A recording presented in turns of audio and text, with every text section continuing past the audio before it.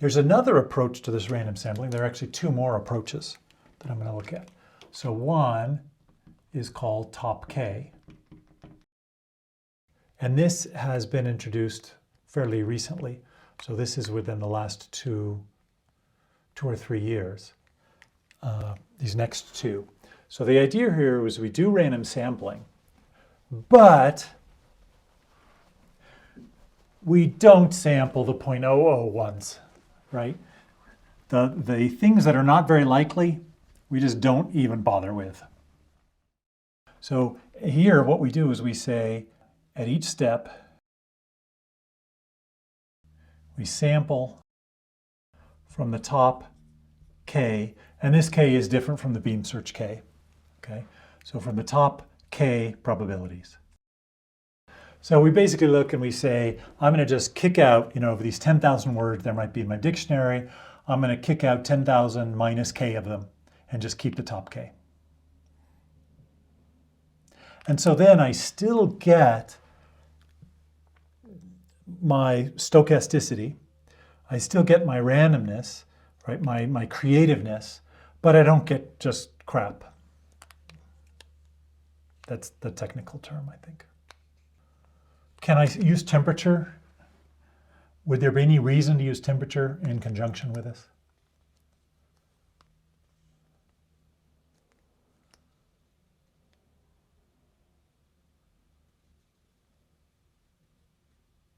Would it work?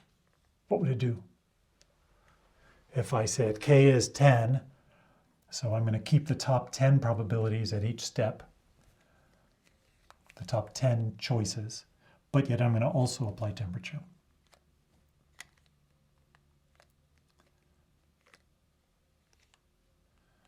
Are you talking about applying temperature after taking the K? I don't know that it's really going to matter whether we do it after or before, because our relative orderings should be the same, right, if we do it before. If we do it after, though, aren't we kind of applying the softmax kind of relative to only those K? And so it would kind of scale them differently? Well, in some sense, we're going to need to rescale it anyway, right? So let's say we sample from the top K. Now, the probabilities for those top K don't add up to 1, do they? No. So we would have to rescale these anyway. And since we're rescaling anyway, I believe the temperature, so let's say here we do this for the top K. We get in pre-softmax values, okay? We take the top K, and now we can go ahead and do a softmax, and we can include temperature if we want. So we can include temperature. So basically, take in what are called logits, right? This is the pre-softmax. Keep the top K, apply softmax.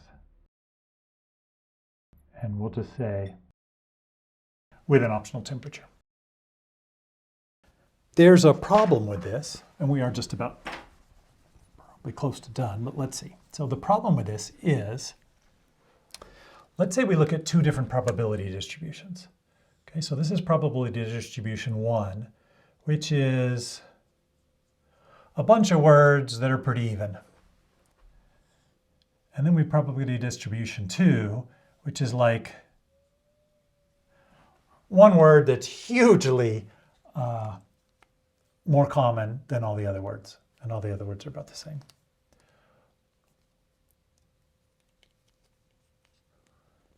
So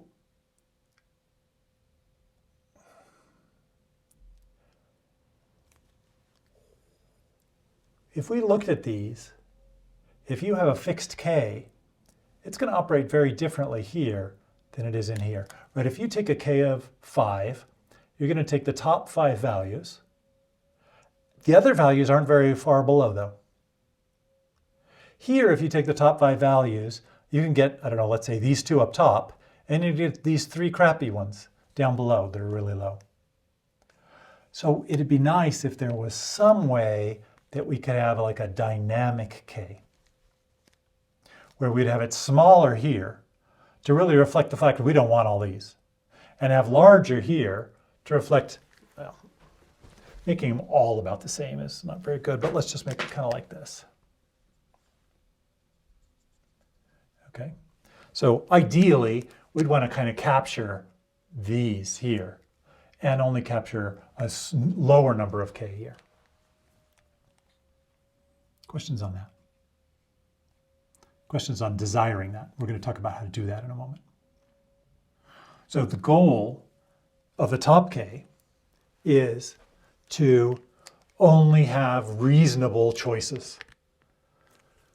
And so to throw away all the really bad choices. Here, we have a bunch of bad choices. Here, we have a lot more bad choices. We have very fewer good choices. So ideally, we could use some sort of a heuristic to choose more of them here and fewer of them here. So this is called top P. Top P for probability. So let's modify this. Our top P, we're still doing random sampling. At each step, we sample from the top probabilities that sum to greater than P. Okay, so we have our target P. Let's say it's 0.8. We are going to choose the top candidate and look at its probability. Right? Let's say its probability is 0.3. We keep it. We get the next top one. It's 0.25. We keep it. And let's just say our target P is what did I say, 8? So this is our top choice. Our next. And we just keep going. So 0.3, 0.25, we have a 0.2, we have a 0.1, 3, 5, 5, 7, 5, 8, 5, and then we're done, right? Because this is a total of 0.85.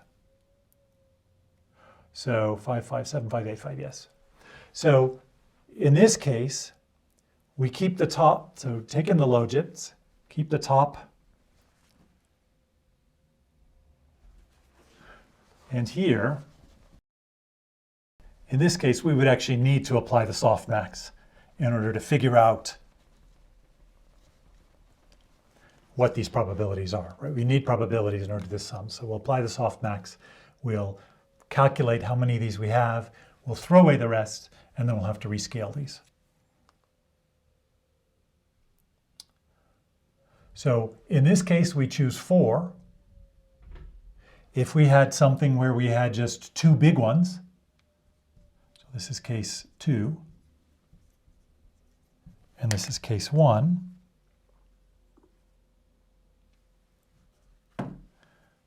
then here, our top one might be 0.5. And our next is a 0.35. This so happens to be 0.85, which is greater than 0.8.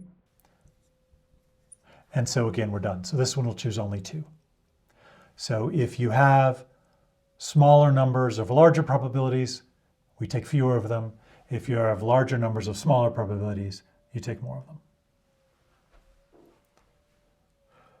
So these two have turned out to be very useful in generating reasonable looking text.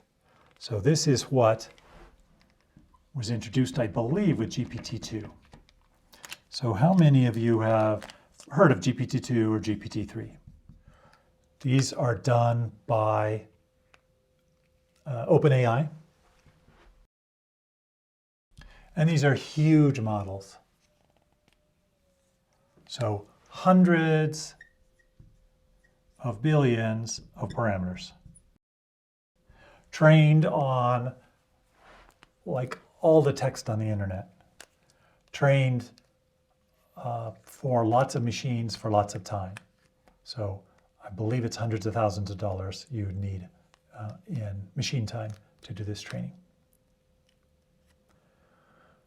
But they're so good at language modeling. And they're so good at generation. So there are, in fact, just websites out there you can use at OpenAI to try a prompt and see what GPT-3 will come up with.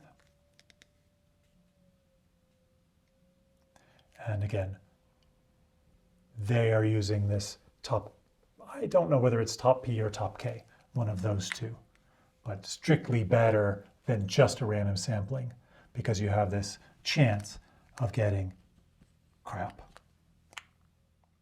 Is there any problem with top P just because we might end up with different batch sizes? Different batch sizes isn't necessarily a problem. As you're going, let's see. I guess the worst case is you just have a lot of small ones that are really even, right? Your target is 0.8, and you just have a bunch of equally likely.